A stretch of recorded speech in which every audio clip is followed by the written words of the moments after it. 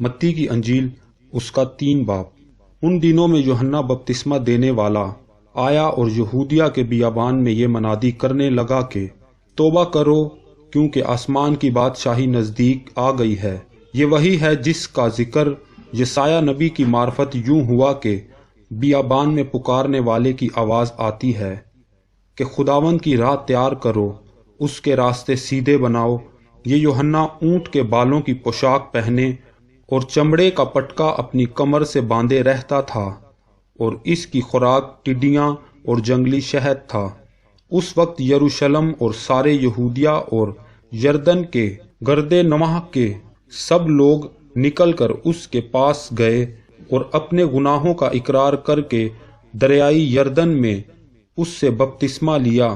مگر جب اس نے بہت سے فریسیوں اور صدوقیوں کو بپتسمہ کے لیے اپنے پاس آتے دیکھا تو ان سے کہا کہ اے سانپ کے بچوں، تم کو کس نے جتا دیا کہ آنے والے غضب سے بھاگو؟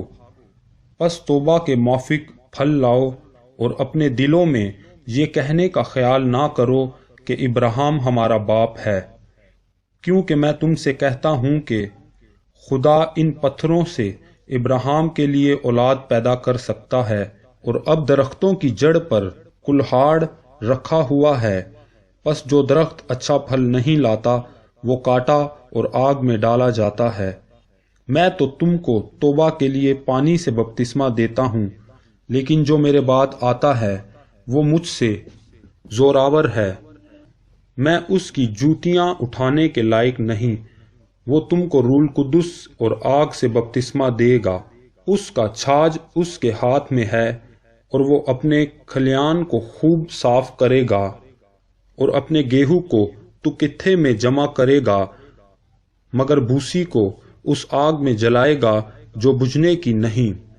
اس وقت یسوع گلیل سے یردن کے کنارے یوحنا کے پاس اس سے بپتسمہ لینے آیا، مگر یوحنا یہ کہہ کر اسے منع کرنے لگا کہ میں آپ تجھ سے بپتسمہ لینے کا محتاج ہوں اور تو میرے پاس آیا ہے۔ یسوع نے جواب میں اس سے کہا، اب تو ہونے ہی دے، کیونکہ ہمیں اسی طرح ساری راست بازی پوری کرنا مناسب ہے۔